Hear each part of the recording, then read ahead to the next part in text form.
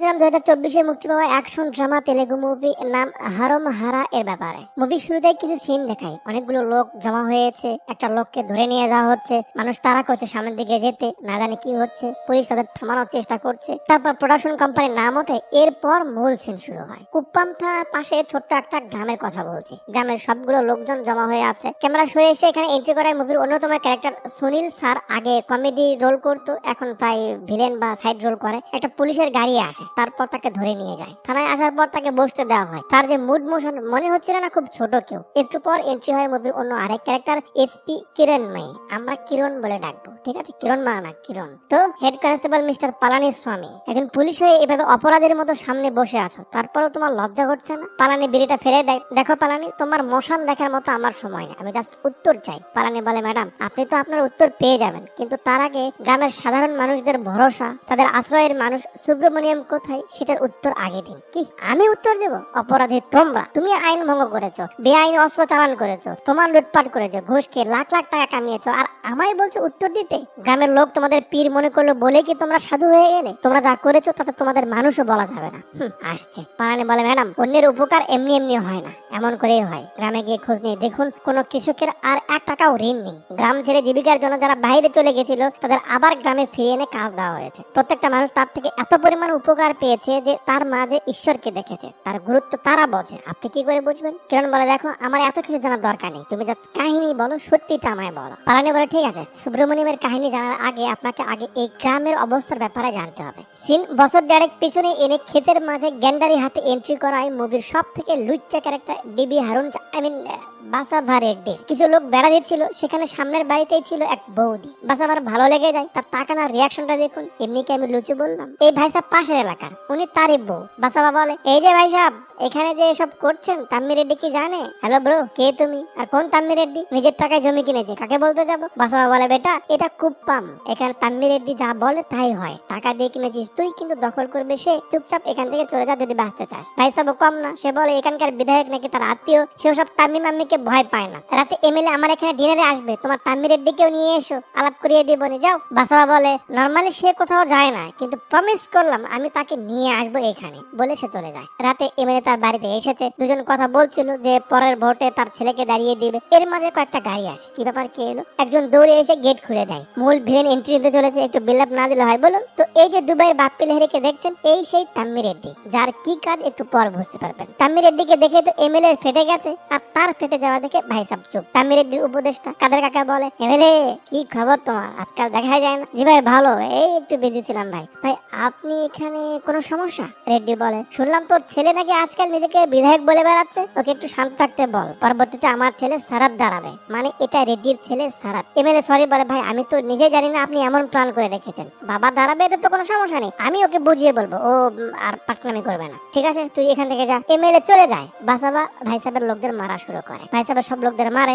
তাম্মি রেড্ডি আবার ভাই সাহেবকে মেরে দেয়। তারপর পুরো বাড়ি পুড়ে দিয়ে জায়গা দখলে নেয় আর দিদিকে বাসাবা উঠিয়ে নেয়। এটাই তো তার মূল টার্গেট। তাম্মি রেড্ডির ছেলে সারাত এবং তার ভাই বাসাবা রেড্ডি এলাকার মানুষের ঘুম কেড়ে নিতে শুরু করে। যে মেয়ের দিকে তাদের চোখ যায় তার রক্ষা নেই, যে জমির দিকে তার নজর পড়ে তার রক্ষা নেই। কেউ কথা না শুনে তাদের সঙ্গে এত বাজে ব্যবহার করা হয় যা বলার মতো না। গ্রামের বিশেষ উৎসবের দিনেও তাদের অত্যাচার থামে না। পূজারি বোঝাতে গেলে তাকেও সারাত পেটানো শুরু করে, কেউ কিচ্ছু বলতে পারে না। আমাদের জমি জমা সব যেহেতু তাদের দখলে, তো গ্রামের লোকজন বাঁচবে কি করে? তাই সব যুবক বা যারা বাইরে থেকে কাজ করতে পারবে সবাই গ্রাম ছেড়ে কাজের জন্য চলে যায়। পানি বলছে, এদিক থেকে সবাই গ্রাম ছাড়ছে আর ওদিক থেকে পাশের এলাকার একটা ছেলে জীবিকার জন্য আমাদের গ্রামে আসছে। সবুজ গাছ আর জঙ্গলের বুক চিরে সরু রাস্তায় বাসের ছাদে এন্ট্রি করায় মুভির হিরো সুধীর বাবু অর্থাৎ সুব্রমণিয়ামের। ইঞ্জিনিয়ারিং করা খুব ভালো স্টুডেন্ট, বড় জব না পাওয়ায় এই গ্রামের টেকনিক্যাল কলেজের ল্যাব সহকারী হিসেবে জয়েন হচ্ছে। খুবই প্রফুল্ল আর ভদ্র একটা ছেলে। তার মতো ছেলে একদিকে ছাত্রদের শিখাতে আসছে, অন্যদিকে রেড্ডির ছেলে আর বাসাবার অত্যাচার মানুষকে গোলাম বানিয়ে দিচ্ছে। পুরো থানা জুড়ে এই একটাই টেকনিক্যাল কলেজ, কম বেশি ছাত্র রয়েছে।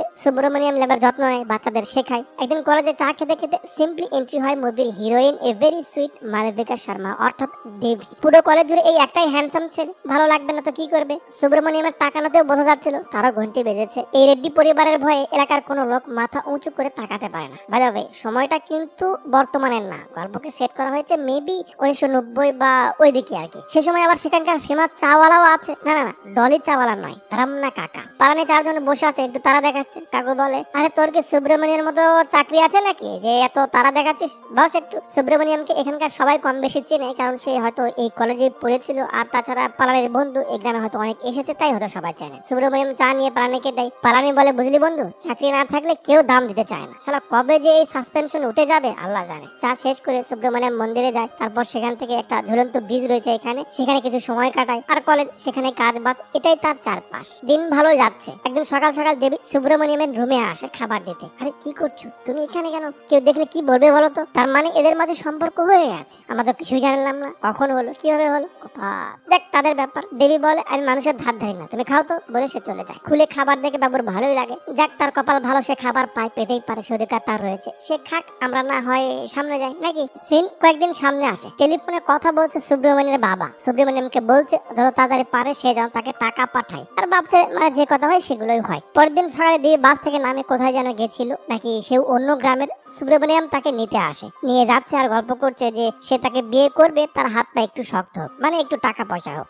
অবশ্যই টাকা পয়সা ছাড়া বিয়ে করা আর চুলকানির জায়গায় চুলকানো একই কথা। আগে মজা পরে জ্বালা। দেবীকে বাসায় নামিয়ে দিয়ে সুব্রমণিয়াম কলেজে ঢুকতেই একটা ছেলে দৌড়ে তার গাড়ির সামনে আসে। স্যার আমায় বাঁচান। কি হয়েছে রে? ওরা আমার গার্লফ্রেন্ডের সঙ্গে অসভ্যতামি করছিল, নিষেধ করাতে ওরা আমায় মারছে। ওই যে ভয়ে সে দৌড় দেয়। একটা জঙ্গলি ভালু পেয়েছে। সুব্রমণিয়াম তাকে থামাতে শার্ট ধরে, যেটা খুলে আসে, আর এতে ছেলের ইগোতে লাগে। তার ছেলে পেলেও ওখানেই ছিল, ব্যাপারটা লক্ষ্য করে গান্ডু সুব্রমণিয়ামের দিকে এগিয়ে যায়। কিরে তোর এত বড় সাহস? সুব্রমণিয়াম তাকে থামায়। গায়ে হাত দিয়েছে, সে জোর দেখাতে চায়, কিন্তু সুব্রমণিয়াম তাকে এক পাও সামনে আসতে দেয় না, বরং সেখানে বসিয়ে দেয়। একজন এসে বলে, স্যার এটা রেড্ডির লোক, ছেড়ে দিন। এটা শুনে সুব্রমণিয়াম একে মারা শুরু করে। মানে রেড্ডিকে সবাই চেনে বা জানে। সুব্রমণিয়ামের কথা, এরা কলেজের এখানে কেন? মারামারির একটা সময় এদের লিডার এসে সুব্রমণিয়ামকে পাথর মারে। সে তাকে ধরতে যাবে, এর মাঝে প্রিন্সিপাল এসে তাকে থামিয়ে দেয়। স্যার ওরা চুপ করো। আলম বলে, আমাদের লোকদের মেরেছে না, দেখছি। সিন স্যার তার কাছে আসে, যে তার কাজে ছিল। আলম তার কাছে আসে, ভাই কলেজের অমুক মাস্টার আমাদের মেরেছে। শুনে মাথা মোটা রেগে তাকে মারতে যাবে। কাদের কাকা থামায়, এসব ছোট মোটো ব্যাপারে সাহেবদের মাথা দিতে নেই। স্যার না গিয়ে প্রিন্সিপালকে ফোন করে, আর তার ফোনে প্রিন্সিপালের বিচি নড়ে ওঠে। স্যারের কথা, সে যেন ওই মাস্টারকে কোনোভাবেই আর কলেজে না দেখে। এখন রেড্ডির ছেলে বলেছে তার কথা তো আর ফেলতে পারবে না। সুব্রমণিয়ামকে বলা হয় যে তার কাছে গিয়ে মাপ চাইতে, আর নয়তো এই জব তাকে ছাড়তে হবে। সুব্রমণিয়াম জব ছাড়তে রাজি, কিন্তু ক্ষমা চাইতে রাজি হয় না। দেবীও তাকে সাপোর্ট করে যে সে সঠিক সিদ্ধান্ত নিয়েছে। জব চলে গেছে, সেই কষ্টে দুজন এখানে বসে চা খাইতেছিল। এই হারাম গাদা গাড়ি সেদিক দিয়ে নিয়ে যেতে ইচ্ছে করে জোরে যায়, আর কাদা চটকে সুব্রমণিয়ামের গায়ে আসে। রাগ তো ওঠে, ধরতে যাবে, পালানে থামানোর চেষ্টা করে। সুব্রমণিয়াম পিছু নিবে, ফোন আসে। রমনা কাকা ডাক দেয়, তোমার ফোন এসেছে। বাড়ি থেকে ফোন এসেছে বলে সুব্রমণিয়াম ছেড়ে দেয়। তার বাবা ফোন করেছে, বেটা টাকা পাঠানোর কথা ছিল, এখনো তো পাঠালি না। সুব্রমণিয়াম বলে সেই বাড়িতে আসছে। বিকেলে সুব্রমণিয়াম গ্রামে ফেরে। তার বাবা মরেই ছিল, দেখা হয়, কিছু টাকা দেয়, তারপর সে বাসায় যায়। রাতে বই পড়তে পড়তে ঘুমিয়ে পড়েছিল। সকালে লোকের চিল্লা নিতে তার ঘুম ভাঙে। মানে অনেকগুলো লোক তাদের বাড়ির সামনে। কারণ কি,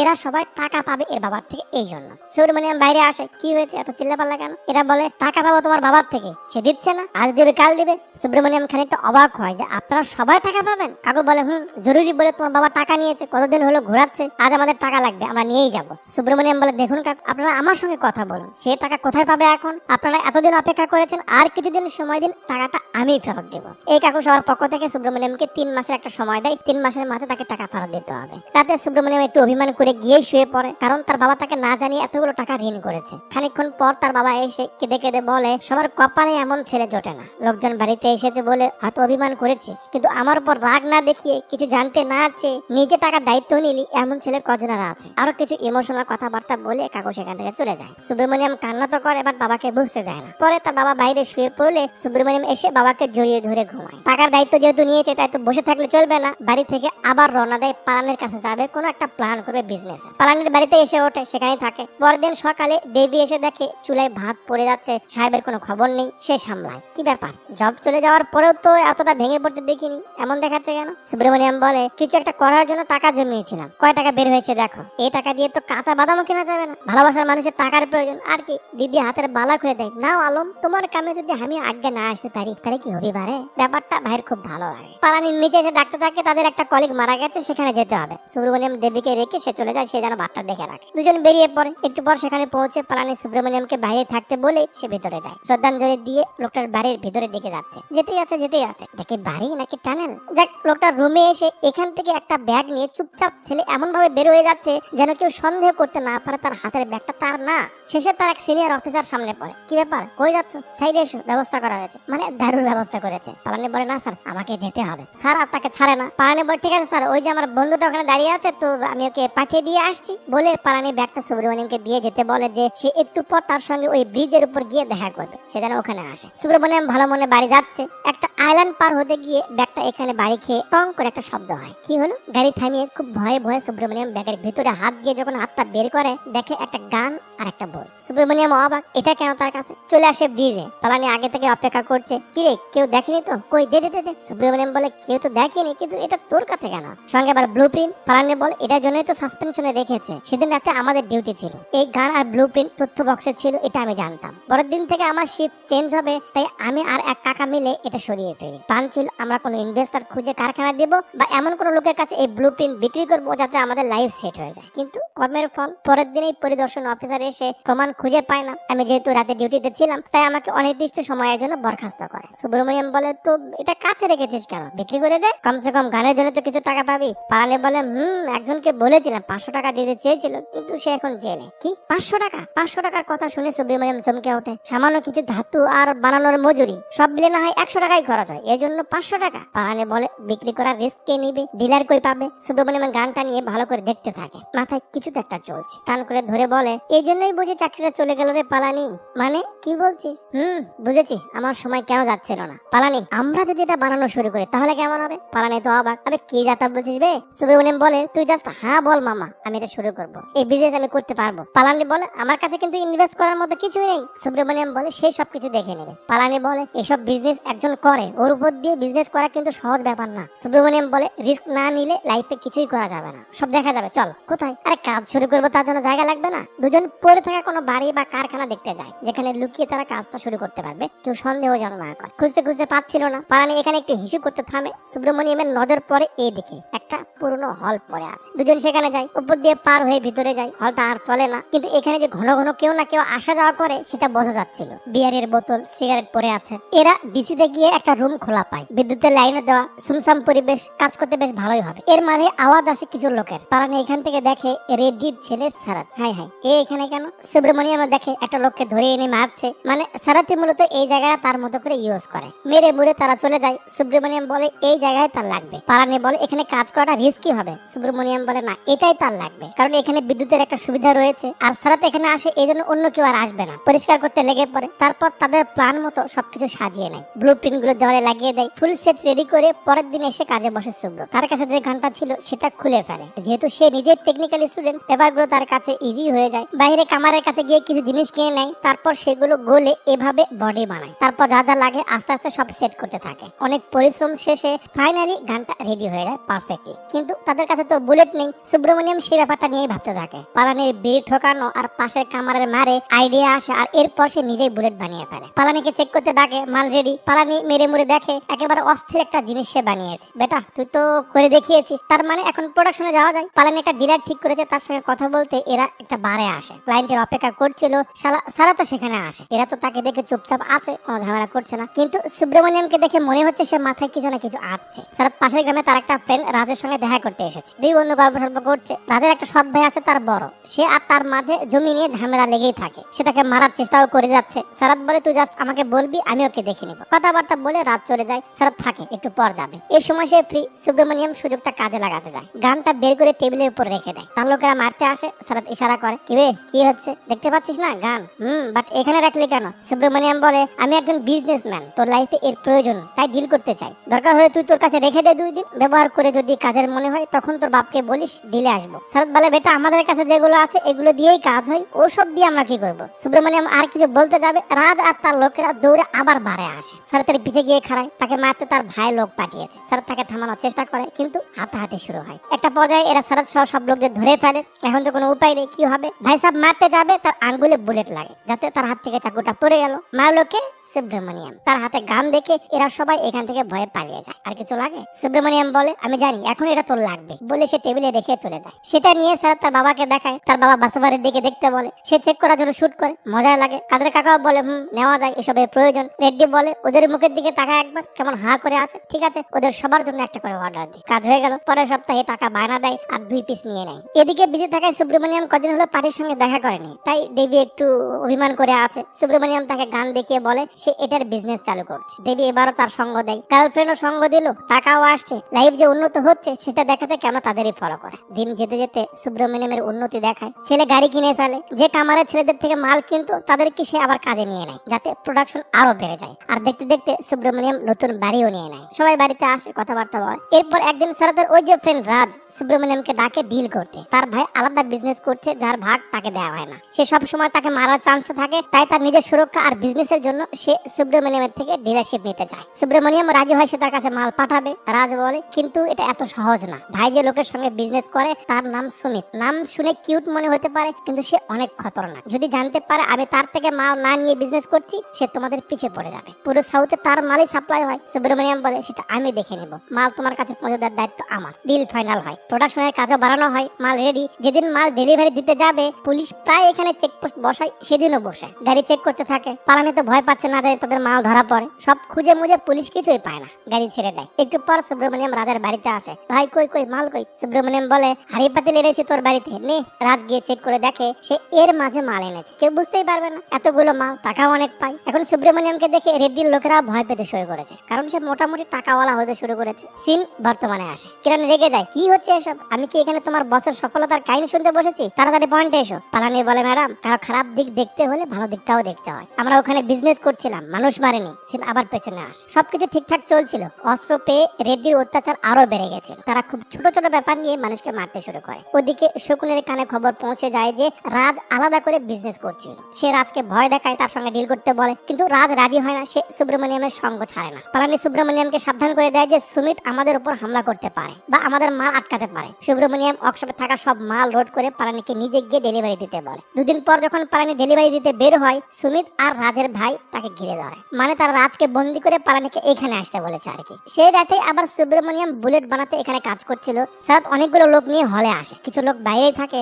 আর কিছু লোক ভিতরে যায়। তখন আমরা দেখি একটা লোককে তারা ধরে এনেছে। এরা পালানিকে হুমকি দেয় যে যদি তারা বিজনেস করতে চায় তার আন্ডারে করতে হবে, নয়তো তাদের রক্ষা নেই। পালানি বলে আমার বস কারো আন্ডারে কাজ করে না, আর না আমরা এই বিজনেস বন্ধ করবো, তুই কি করবি কর। পালানিকে গাড়িতে উঠাতে বলে, সে তার বসকেই দেখতে যাবে। সুব্রমণিয়াম বুঝতে পারে কেউ এসেছে, লক্ষ্য করে দেখে সারাত একটা লোককে ধরে এনেছে মারার জন্য। এমনটা সে প্রায় করে, এই জন্য সুব্রমণিয়াম ব্যাপারটা নর্মালি নেই। সারাত লোকটাকে মারতে বলে, একজন মারতে যাবে, ঠুন করে একটা আওয়াজ হয়। সারাত দেখতে বলে কেউ আছে নাকি, এই এসেছে, আজ বুঝি ধরা পড়ে। ভাই সাহেব উপরে দেখতে যায়, সুব্রমণিয়াম রেডি হচ্ছে, যদি তার রুমে কেউ আসে মেরে দিবে। ভাই সাহেব দেখে একটা ময়ূর পাখি, আর উপরে না এসে ফিরে যায়, ভাই ময়ূর পাখি। সারাত বলে আগে এগে শেষ কর, পরে ওকে ধরে আনিস, আজকে বারবিকিউ হবে না। সুব্রমণিয়াম কৌতূহল বশত দেখতে যায় লোকটাকে, তখন আবার এরা মাথাটা একটু উঁচু করে আবার মারবে। সুব্রমণিয়ামের দেখার আগ্রহ বেড়ে যায়, আর এবার সে যা দেখে তার মাথা ঘুরে যায়। তারা যাকে ধরে এনে মারছে সে আর কেউ না, তার বাবা। একজন রেডি তাকে মারতে যাবে, এর মাঝে লাইটটা অফ হয়ে যায়, কোনো সারা শব্দ নেই, পুরো পরিবেশটা চুপ।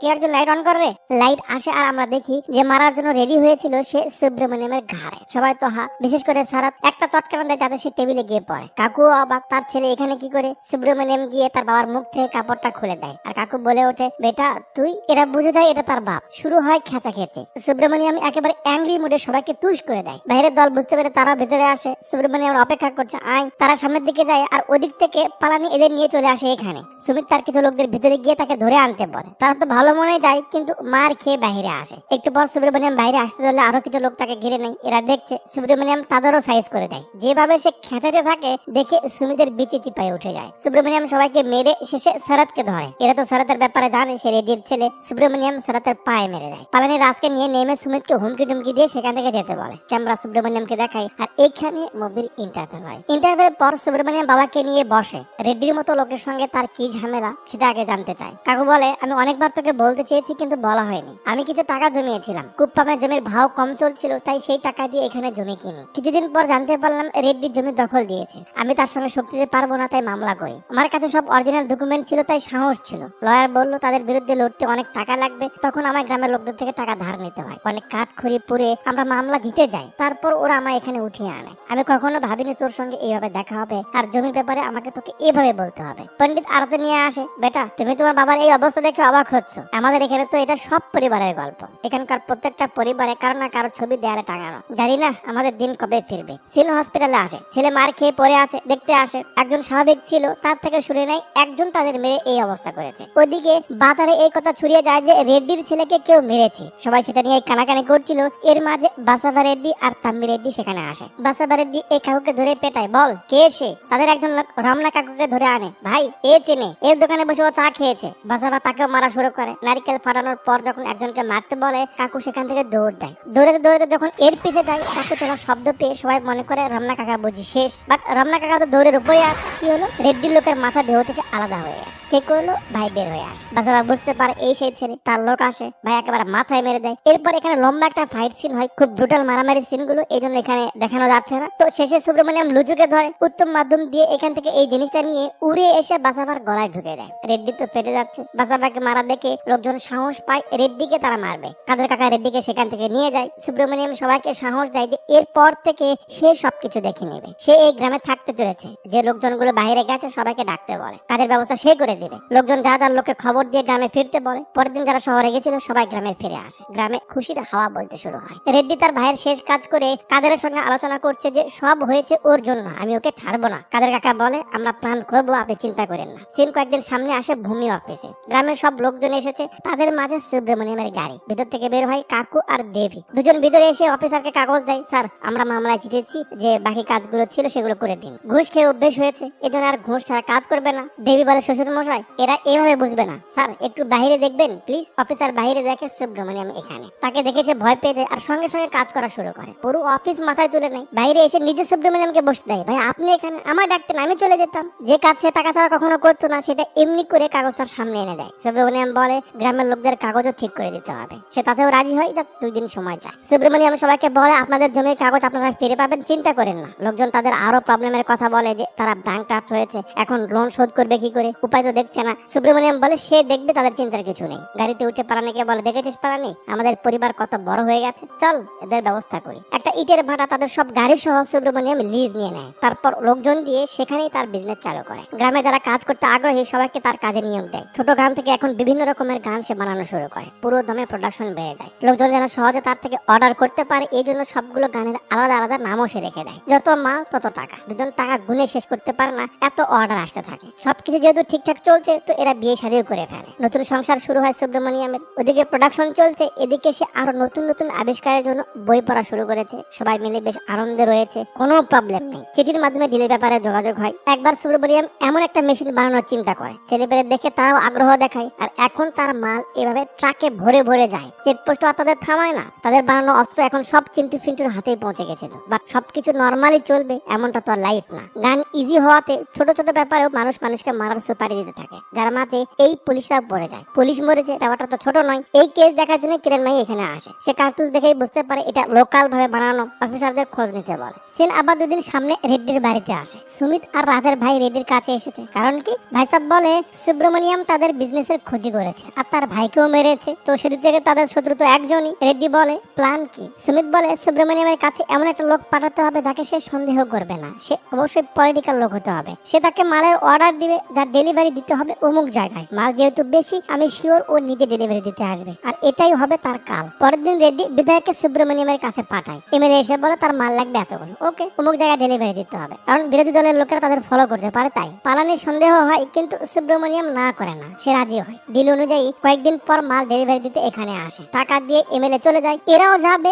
এর মাঝে গাড়ির আওয়াজ আসে। এদিক সেদিক তাকাতে তাকাতে অনেকগুলো লোক সেখানে জমা হয়ে এদের টার্গেট করে নেয়। পাল মানে এরা উড়ে এলো নাকি? এরা এখন কি করবে? সুব্রমণিয়াম পিছনে থাকে। পালানি গিয়ে গাড়িতে বসে, কিন্তু সুব্রমণিয়াম গাড়িতে বসে না, আরো পিছে যায়। মানে পিছে সে অন্য কিছুর ব্যবস্থা করেছে। একটু পর যখন মালটা নিয়ে বাইরে আসে, পালানি এটা কখন বানালো? সে গাড়ির উপরে ওঠে। এরা ভাবছে এসব কি বানিয়েছে এটা বে। সুব্রমণিয়াম মেরে দেয়, গাড়িতে লেগে ব্লাস্ট হয় আর চোখের পলকে সব হাওয়া। ধোয়ার মাছ দিয়ে এসে সুব্রমণিয়াম বুড়োকে ধরে ফেলে। কি বে বুড়ো, মরার প্ল্যান করছিস নাকি? ভাইকে হারিয়েছিস, তাও শিক্ষা হয়নি? এটাই লাস্ট ওয়ার্নিং বলে সুব্রমণিয়াম সেখান থেকে ফিরে আসে। মাঝে আরো কয়েকদিন পার হয়। সুব্রমণিয়ামের বাবা তাকে বুঝায়, বেটা যাই কর একটু বুঝে শুনে কর, কারণ কারোর ক্ষতি হলে তাহলে তোকেও তার শাস্তি ভোগ করতে হবে। বাবা তো উপদেশ দিবেই। সুব্রমণিয়াম শোনে। ওদিকে এরা প্ল্যান করছে এখন কি করবে। সুমিত বলে, আমরা কিচ্ছু করবো না, এখন ওর শত্রু বেড়ে গেছে। ওর এলাকাতে ওর বানানো বুলেটে পুলিশ মারা গেছে। আমরা জাস্ট তামাশা দেখবো, যা করার পুলিশ করবে। ওদিকে পুলিশটা কিছু দেশি কাট্টার পেয়েছে। কিরণ সেই গানগুলো আর বুলেট দেখে বুঝতে পারে এগুলো লোকাল ভাবে বানানো। এত ইজিতে সবার কাছে যাচ্ছে, তার মানে খুব জোরে সোরে স্মাগলিং হচ্ছে। অফিসার বুঝাতে চায়, ম্যাডাম এমন গ্রাম দিহাতে কিভাবে কেউ? ম্যাডাম বলে, ছোট জায়গা থেকে তো বড় ধামাকা হয়। এরপর পত্রিকার নিউজের মাধ্যমে কিরণের কিছু অপারেশন দেখানো হয় যাতে সে কিছু আসামিদের ধরে, গান উদ্ধার করে, টাকা উদ্ধার করে। এর মাঝে আরো কিছুদিন পার হয়ে যায়, তো কিসের যেন উৎসবের উপলক্ষে গ্রামে পুজোর আয়োজন করা হয়েছে। সবাই সেই দিকেই বিজি। রুটিন অনুযায়ী সুব্রমণিয়ামের গাড়ি মাল ডেলিভারি দিয়ে ফিরে আসছিল। কিরণ থামিয়ে সেগুলো চেক করে, দেখে ইটের টুকরোর মাঝে একটা কার্তুজ নাকি বুলেট পড়ে। অফিসারকে বলে, এসব কি তাহলে? গাড়ি তো ছেড়ে দেয়, কিন্তু তার সন্দেহ ছাড়ে না। ড্রাইভার এসে পালানিকে বলে কি কি হয়েছে। সুব্রমণিয়াম পূজাতে বিজি ছিল, তাই পালানি লোকজন নিয়ে কারখানায় চলে যায়। এদিকে কিরণের সন্দেহ আরো বেড়ে যায়, তাই সে সুব্রমণিয়ামের ভাটা সার্চ করতে টিম রেডি করে। ওদিকে এরা সব মাল সামান প্যাক করে নেয়। একটু পর তাদের গাড়িও বের হয়, পুলিশও সেখানে ঢোকে। একদল ভাটায় আসে আর একদল নিয়ে কিরণ আসে এখানে। কি ব্যাপার, পুলিশ এখানে? এরা অলরেডি সব মাল সরিয়ে ফেলে চুপচাপ পুজোতে এসে যোগ দেয়। পুলিশ পুরো ভাটা খুলে কিচ্ছু পায় না। ম্যাডামকে বলে সেখানে কিছুই নেই। কিরণ এখানে সবাইকে চেক করতে বলে। পুলিশ সবাইকে চেক করছে।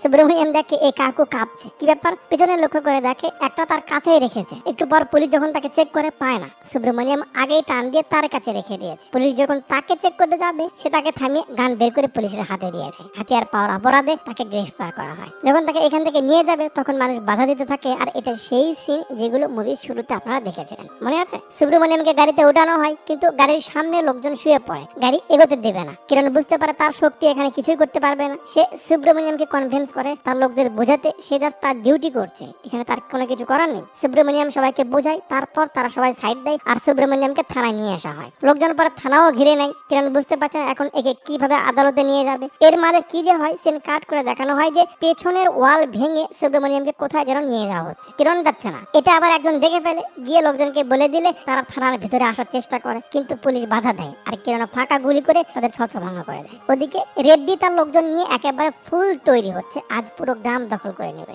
সুব্রমণিয়ামের সবকিছু শেষ করে দিবে, তার অস্তিত্ব রাখবে না। তার যত লোক ছিল সবাইকে গান মান চাকুমাকু দিয়ে একবারে রেডি করে নেয়। সিন বর্তমানে আসে। সুব্রমণিয়ামকে ধরার পরে গ্রামের পরিবেশ শান্ত হয়ে যায় আর সেখান থেকে পালানিকে উঠিয়ে এনে কিরণ সুব্রমণিয়ামের ব্যাপারে শুনছে। সুব্রমণিয়াম এতক্ষণ কাহিনী বলল, ম্যাডাম এই পুরো কাহিনী। এখন যদি আপনি গ্রামের মানুষের উৎসব ঠিক মতো পালন করাতে চান বা আপনি যদি মানুষকে বাঁচাতে চান, তাহলে বলুন সুব্রমণিয়াম কোথায়, কি করেছেন তার সঙ্গে। কি করেছি? কি যাতা বলছো? আমি কেন কিছু করবো? এমন না তো তোমরা এর পিছে থেকে আমাকে ফাঁসিয়ে দিচ্ছ? তুমি জানো ওকে এখানে আনার পর কি হয়েছে? আমরা কোর্টে নিয়ে যাওয়ার প্ল্যান করছিলাম, তখনই উপর থেকে অর্ডার নিয়ে কিছু পুলিশ আসে। সুব্রমণিয়ামকে তাদের সঙ্গে নিয়ে যাওয়ার অর্ডার ছিল, সেখানে আমার কিছুই করার ছিল না। পালানি রিকোয়েস্ট করে, ম্যাডাম প্লিজ তাকে কে নিয়ে গেছে একটু জানান, কোথায় নিয়ে গেছে, নয়তো বিশাল বড় ক্ষতি হতে চলেছে। এবার কিরণ ভাবনার মাঝে পড়ে যায়। গ্রামের লোকদের কথা ভাবে, তার সিনিয়রকে ফোন দিয়ে বলে, স্যার এখানে কি হচ্ছেটা কি, কি জন্য আমাকে পাঠালেন আর কি হচ্ছে? তার সিনিয়র বলে, যা হচ্ছে চুপচাপ দেখে যাও, বলে ফোনটা রেখে দেয়। কিরণ তার নেটওয়ার্কে ফোন দিয়ে একটা ঠিকানা লিখে নেয়। পালানির হ্যান্ডকাপ খুলে দেওয়া হয়, তারপর ঠিকানাটা তাকে দেয়। পালানি চলে আসে কারখানায়। তারপর কিছু লোকদের ফোন করে কাজের কথা বলে। কি কাজের কথা বলে সেটা শোনায় না। অনেক জায়গায় ফোন দেয়, তাদের মাঝে রাজও রয়েছে তাদের পক্ষে। রাত পেরিয়ে সকালে সে নিয়ে আসে সুব্রমণিয়ামের কাছে। পুলিশ তাকে মেরে অবস্থা খারাপ করে দিয়েছে। বড় বাবুর হুকুমে সব হয়েছে। সেই থানার অফিসারের কাছে একটা আননোন নাম্বারে কল আসে। ওপার থেকে বলে, মাদারবোর্ড যাকে ধরে নিয়ে গেছিস তাড়াতাড়ি ছাড়, নয়তো এর সঙ্গে জড়িত সব পুলিশের পরিবার আমাদের কাছে বন্দি, একটা একটা করে লাশ পড়বে। কাকু তো গা ফেটে যায়। সুব্রমণিয়ামকে ছেড়ে দিতে বলে। তাকে অনেক মেরেছে, যার কারণে সে ঠিক মতো দাঁড়াতে পারছিল না। খুব কষ্টে ভিতর থেকে বের হয়ে আসে। পালানি এসে সুব্রমণিয়ামকে ধরে। পুলিশ ফোন করে রেড্ডিকে বলে, আবে গান্ডু কাকে ধরতে বলেছিস তুই বে? ওর লোক আমাদের সব অফিসারদের পরিবারকে একসঙ্গে উঠিয়ে নিয়ে গেছে। ওই যে পালানি সব লোকদের ফোন করলো, এটাই করতে বলেছিল। রেড্ডি যখন শুনতে পেলে সুব্রমণিয়ামকে ছেড়ে দিয়েছে, গ্রামে উৎসবের কাজ তখনও চলছিল, রেড্ডি সব লোক নিয়ে সেখানে এসে কোনো কথা নেই ধামাধাম গুলি করতে থাকে। সামনে যে আসে সে মারা যায়। অনেক লোক গ্রামের মারা যায়, বাকি লোকেরা পালিয়ে যায়। শেষে সুব্রমণিয়ামের বাবাকে বেঁধে নিয়ে এভাবে টানতে থাকে, তারপর তার মাঝে ফেলে দিয়ে খুবই বাজে ভাবে মারে। একটু পর সুব্রমণিয়াম এসে দেখে পুরো পরিবেশ সুমসাম, এখানে তার বাবা পড়ে আছে। দু একটা কথা বলতে বলতেই বাবা তার ছেলের হাতের উপর মারা যায়। এখন কথা হলো যে গ্রামের এত লোকের মাঝে কেউ কি ছিল না তাকে হসপিটালে নিতে? আর সুব্রমণিয়ামের বাবাকে তো রেড্ডির এইভাবে মারার কোনো প্রয়োজন ছিল না, হালকা করে মারলেই তো হতো। যাক, তাদের ব্যাপার। বাপ মরেছে, ছেলে কিভাবে ঠিক থাকে। পরের দিন সুব্রমণিয়াম নিজে কারখানায় নেমে যায়। যে মেশিন সে বাজারে এনে সব থেকে বড় বিজনেস করতে চেয়েছিল সেটা বানাতে শুরু করে। সারাদিন রাত খেটেই যায়, কি যে বানাচ্ছে আল্লাহ মালুম। পালানি এসে জিজ্ঞেস করলে সুব্রমণিয়াম বলে এই যুদ্ধ তার, সে একা লড়তে চায়। ফাইনালি তার মেশিন তৈরি হয়ে যায়।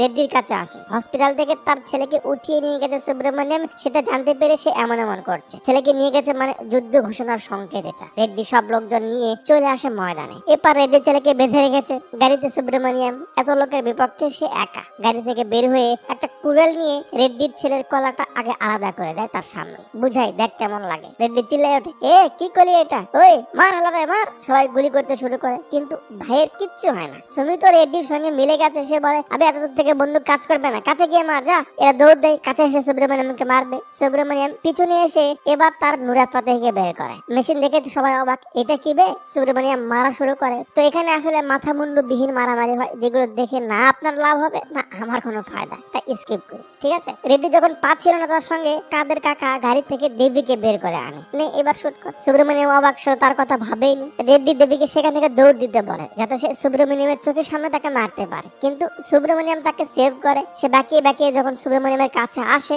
রেড্ডির একটা শেষ বুলেট এসে কাউকে লাগে, বাট দেবীর রিয়াকশনে মনে হচ্ছে তাকে লাগেনি। তাই একটু পর দেবী দেখে বুলেটটা সুব্রমণিয়ামকে লেগেছে, বাট তাতে কি, সে তো হিরো। দেবীকে সেখান থেকে পাঠিয়ে দিয়ে ভাই আবার শুরু করে লম্বা একটা ফাইট সিনের। সারমর্ম হলো সুব্রমণিয়াম অনেক মার খায়, অনেকগুলো বুলেটও তাকে লাগে, সব লোকজন মরে গেছে, তারপরেও সে বেঁচে যায় আর দাঁড়াকে মিসাইল দিয়ে ফাটিয়ে দেয়। যেহেতু সে অনেক মার খেয়েছে তাই বেহুশ হয়ে পড়ে যায়। একটু পর বৃষ্টি হয়, বৃষ্টির কারণে তার হুঁশ ফিরে টলমর করতে করতে উঠে খাড়ায়, আর তাকে ফোকাস দিয়েই মুভিটা এখানেই শেষ হয়ে যায়। তো পৃথিবীর যে কোনো সাকসেসফুল ব্যক্তির জীবন কাহিনী দেখুন, তারা জাস্ট আইডিয়ার জন্য সফল হয়েছে। তার মাথায় একটা ডিফারেন্ট আইডিয়া ছিল, এই জন্য সে পৃথিবীর সবার থেকে আলাদা হয়েছে। মানে হলো আপনার কাছে যদি একটা বেটার আইডিয়া থাকে, ডিফারেন্ট আইডিয়া থাকে, তাহলে আপনি একজন সফল ব্যক্তি, এতে কোনো সন্দেহ নেই। এখন আইডিয়াকে ঘষা মাজা করার জন্য শিক্ষা জরুরি। বর্তমানে আপনি যদি স্বশিক্ষিত বুদ্ধিমত্তার অধিকারী না হতে পারেন, তাহলে আপনার দ্বারা কিচ্ছু হবে না, নাথিং। শুধু পড়াশোনা বা শুধু আইডিয়া দিয়ে সেরাদের মাঝে গণিত হওয়া যাবে না। একজন টাকাওয়ালা, ক্ষমতাওয়ালা, জনবলওয়ালা মানুষও যদি জীবনের ভয়ে ক্ষমতা ছাড়তে পারে, দেশ ছাড়তে পারে, তাহলে আমাদের বোঝা উচিত শিক্ষা আর আইডিয়ার মূল্য কতটা। তাই আর যাই করুন, পড়াশোনার পাশাপাশি এখন থেকে ভাবনাশীল হন, চিন্তা শক্তিকে ডিফারেন্ট করুন। আপনার মাঝে যদি জাস্ট আইডিয়া থাকে, তাহলে সফলতা এমনি এসে যাবে। এখন সবাই ট্যালেন্ট বা আইডিয়াকে দাম দেয়, ব্যক্তি বা শক্তিকে নয়। আচ্ছা, তো যাওয়ার আগে কমেন্ট বক্সে একটু হাতের নাড়াচাড়া করে দিয়ে যান। যদি সাবস্ক্রাইব না করে থাকেন তাহলে একটু করে দিন, অনেক কাছাকাছি এসেছে আমরা। আর বিজনেস ডিলের কথা হয়েছে, ওইটা জাস্ট একটা বিজনেস ডিল, আপনাকে সিরিয়াসলি নেওয়ার দরকার নেই, ঠিক আছে। আচ্ছা, তো এতক্ষণ পর্যন্ত আমার সঙ্গে থাকার জন্য আপনাদের সবাইকে অনেক অনেক ধন্যবাদ।